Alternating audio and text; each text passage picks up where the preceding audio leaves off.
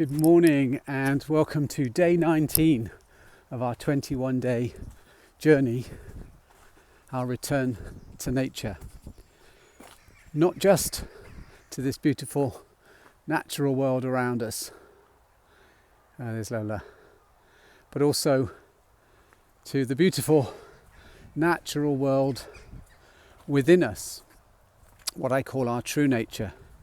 And today I want to just share a model, an outline, a method, or more of what I call a sense for understanding ourself, for having a deeper relationship with myself.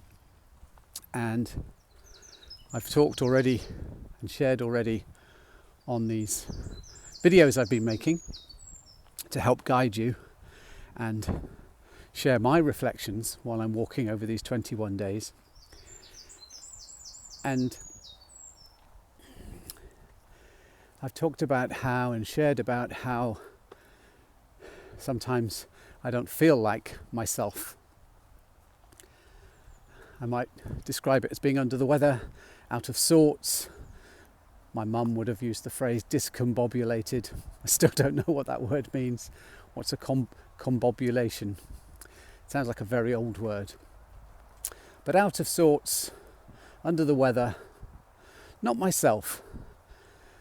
The good news of when you feel like you're not yourself, and I'm sure some of you do, that it indicates, it presupposes that you do have a sense of self.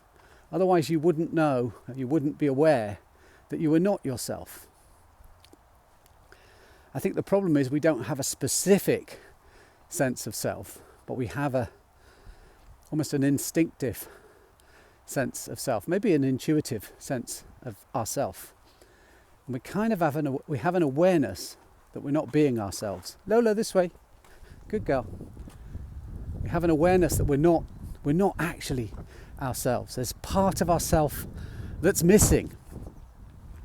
And so having this method, this model, this sense, deeper understanding of self, I find really helps me. And I'm going to take you through the elements of self that I manifest as guides. I see 4 elements of myself that help guide me. And some of you will have heard me share these elements before. I'm going to start with the most obvious 2. I have within me the sense of expertise, of an expert. The part of me now that is thinking the wind's just picked up and you're going to be picking up sound of the wind on the microphone, and it's going to mean that some of you might find it difficult to focus on what I'm saying. So the inner expert in me is saying that's not right, there shouldn't be any wind right now, it needs to be nice and quiet so the people listening to this video can actually listen to it comfortably without the sound of the wind. But as you know, the sound of the wind, when it irritates me, annoys me, becomes a noise. And so I choose, this isn't my expert now, this is another part of myself, chooses to gently give my inner expert a big hug and say, it's okay. It's okay. You don't have to be right all the time. You've been right enough in your life, Ian. And you're always right about the things that are really important and that you care deeply about. That part of myself that is nurturing my expert, putting an arm around my expert and saying, relax, soften, don't get so uptight about things. That part of myself is my gatherer, the caregiver, the part of me that needs to feel like they belong, needs to feel like they're cared for as much as they want to care for others. And quite often I'm very aware of my inner gatherer, the caregiver, the part of my nature actually that fears rejection. I'm very aware of that, and it's when I often fear rejection that my gatherer is weak and is in need of care itself. But when my gatherer is strong, when my gatherer is feeling cared for itself, that part of my nature is wonderful at taking care of my inner expert. My inner expert that has a fear of being wrong. But when my inner expert has a fear of being wrong and my inner gatherer is in need of care, I'm not myself. I'm under the weather. I'm out of sorts.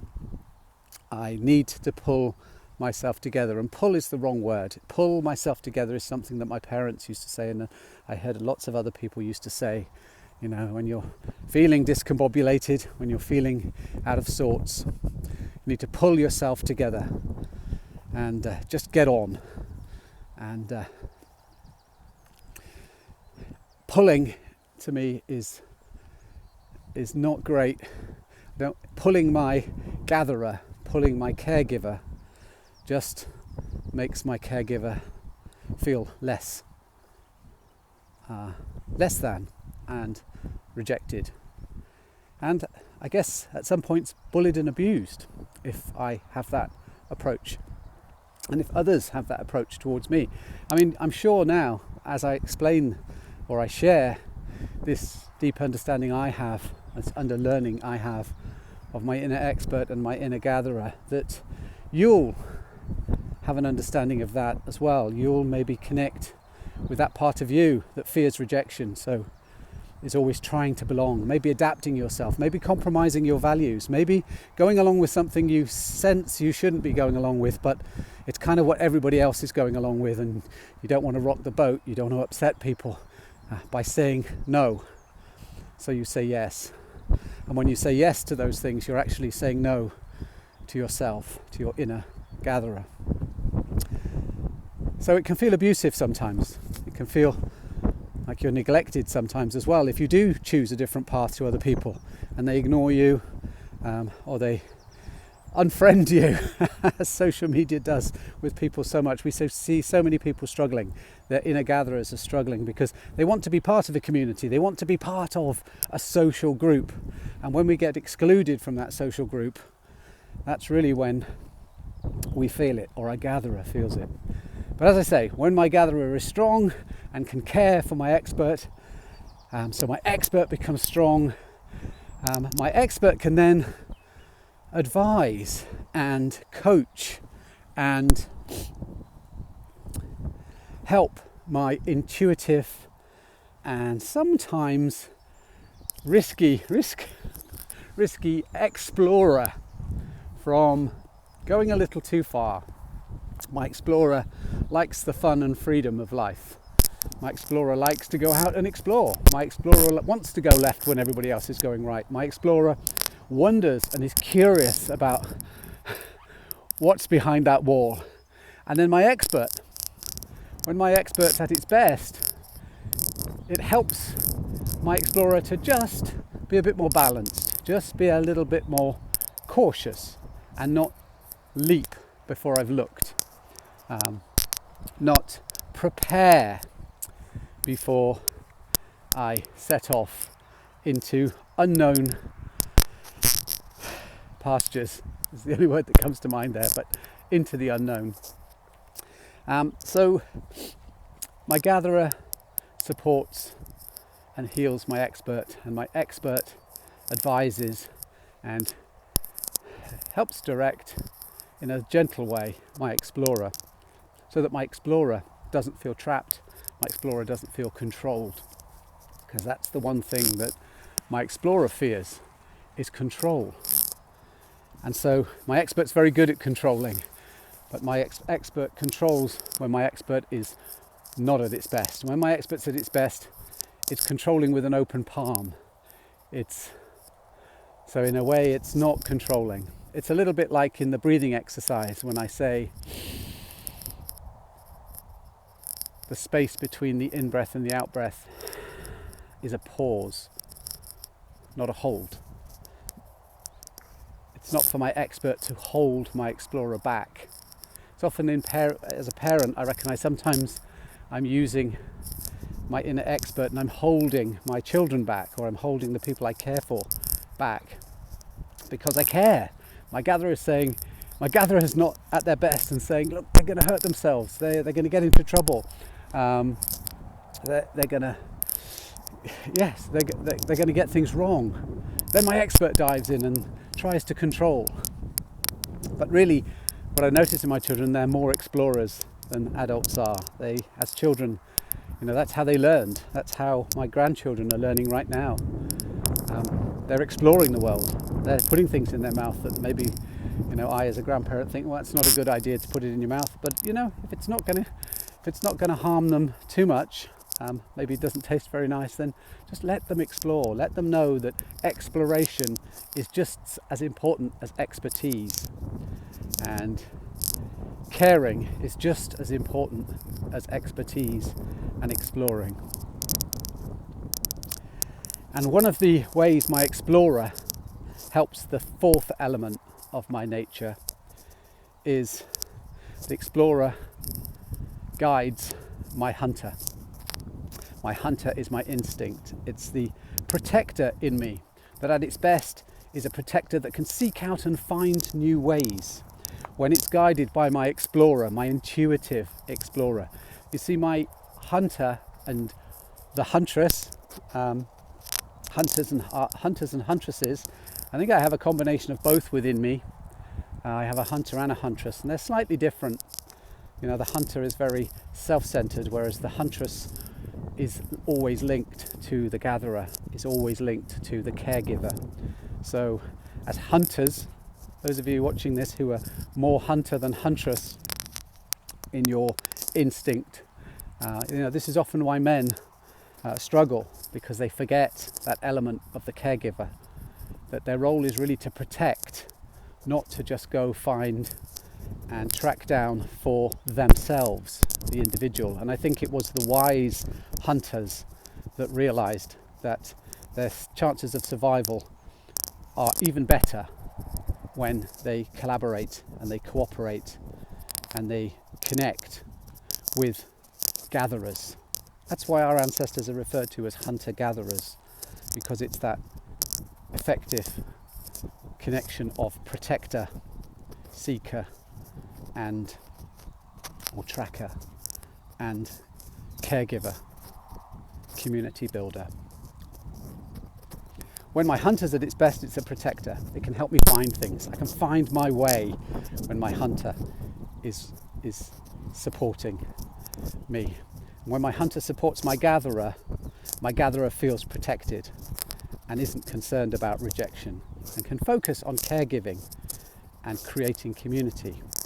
But when my hunter is at its worst, it gets self-centered and just wants to look out for itself and tends to disappear off, leave, remove itself, which is the worst thing for my gatherer, because my gatherer is fearful of rejection. So when that hunter part of me, the protector, leaves and disappears and wants to go off and lick his wounds in the wilderness alone and become more self-sufficient, that's when it can get difficult for me. That's when I need to pull my sense of self together. The hunter fears losing, wants to win, and the mature hunter wants to win for the tribe, for the family, for the organization, for the group, for the community. But sadly, the fear of losing for a hunter is about survival. It could be losing their life. In the modern day, we live in much safer times now, and the role of the hunter has been eroded in many ways. But the new role of the hunter, I believe, now in the 21st century is as a protector, but as a mature protector that recognises that there's another opposite of lose. Yes, win is the opposite of lose, But another opposite of lose is find. And when the hunter who feels lost recognizes that we have to be lost in order to be found, and in order to find, we have to lose ourselves, we have to fall apart in order to find ourselves, then the magic happens. Then the hunter transforms, the huntress transforms and recognizes that their role is to protect and find, not necessarily win. It's not about winning unless your life depends upon it. The biggest fear nowadays in the 21st century is losing face. It's pride. And when you no longer care whether you lose face or not, because the only face you can lose is your real face. The face that most hunters and huntresses are desperately fearful of losing in this day and age is the face, the mask that they wear when they're not being true and authentic to their true self. Once we realise that the only way we can be true to ourselves is to lose face, is to embarrass ourselves, is to make mistakes, is to be rejected, is to be trapped and controlled. By going through all of those experiences and being mindful of our response and reaction to them and how it affects us, helps us to develop this very true sense of self. And remember, it's only a sense of self. It's only our truth about ourselves. But it's a very powerful state to be in when we are strongly and deeply connected to a sense of self. Our hunter and huntress is in balance, our gatherer is in balance, our expert is in balance, and our explorer is in balance, because in that way our explorer can support our hunter can support our gatherer can support our expert can support our explorer, and our explorer can then again support our hunter and huntress. And so the cycle of self continues. That's a model, it's a method, it's a sense, and the more mindful I become of that cycle of self, the less I feel out of sorts, the less I feel under the weather, the less I feel not myself, the more myself I am.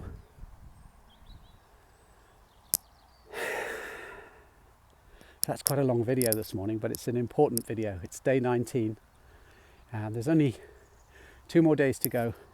Friday is day 21, and then Saturday we have our Zoom session. Please let me know if you can make it. It will be recorded, like all of the videos. And although it's the end of the 21 days, my invitation to you is to continue on. If you haven't finished your 21 days, if you started on this program after the launch, which is absolutely fine, it's designed that way, just continue on until you've completed your 21 days. As I say, it's 80% of the time offline, and it's 20% coming online. So those of you that feel like you haven't been online very much, that's absolutely fine. That's the way the course is designed. What I do hope you're doing is I hope you're experiencing, and I hope you're connecting, and I hope you're reflecting on those experiences and connections, maybe writing them down, maybe recording them, maybe just remembering them, and trusting that your intuition and your insights will stay with you. The understanding you get standing under, if you remember my last video about that a magnificent yew tree, standing under something greater than ourselves until we have a deeper learning under that greater natural being than ourselves, that greater force than ourselves. And then tuning in, looking for the signs that show that new insight is coming to us, if it hasn't already arrived. It's the process I used in order to get to where I am now, 10 years on from the start of this journey with what I call natural mindfulness, but 25 years on from when I found myself lost in the wilderness of the Lake District. And almost over 60 years ago when I first connected with nature and was, I say connected, I was my nature when I was a very small child and just lost my way. But I very much feel now, nearly 63 years later, that I've returned to nature. I've rediscovered my way and will use as much of my time and my energy and my attention on sharing my discoveries, my experiences, my connections, my understandings, my underlearnings, my reflections and my insights with as many people as possible, so we can create a nature-connected world and also raise nature consciousness at a time when it's so important that we connect. Because when we connect, we care. What we care about, we protect, we nurture and we value. And what we protect, we nurture and we value grows and thrives. So, day 19, I look forward to 2 more days and I look forward to hearing from you. So if you haven't left anything on here yet, maybe just leave it under this video. Maybe this is the key video for you to start leaving your reflections underneath, and we start gathering those reflections. So you've been out and you've found them, your hunter and your huntresses have found them. Bring them in and gather them here, because that's what caring is about. That's what connection is about. It's bringing and sharing your experiences, your reflections, your understandings, your underlearnings, your insights with others. It always feels good to share those natural things, those natural elements with others. And so use this video maybe to where we can gather the wisdom from your 19 days so far. And I wish you well with the next 21. And as I say, if you want to, I encourage you to continue it. The idea I have now is I'm growing a group within Nature Connection World that is more of a wilderness. Nature Connection World is kind of like the village and the camp, and the wilderness is kind of like where we've been for these 21 days. It's like going out, but going out with new eyes, new ears, new senses to discover more. And discover more about the natural world, but also discover more about the nature within us as well. And so my idea is that you stay in this group, and as new people join this group, you stay here as guides, you stay here as supporters. You help them find their way, you help them grow community here, you help them with their understanding and learning about themselves and their underlearning, and you help them tap into those insights as well, and explore those insights when they receive them. So thank you for being here. Thank you for being pioneers, the ones that go first, the pioneers. Thank you for going first, and I hope we continue this journey together and welcome many, many more people to the return to nature, this return to nature journey. Okay, take care, enjoy the rest of your week, and I look forward to hearing from you. Bye-bye.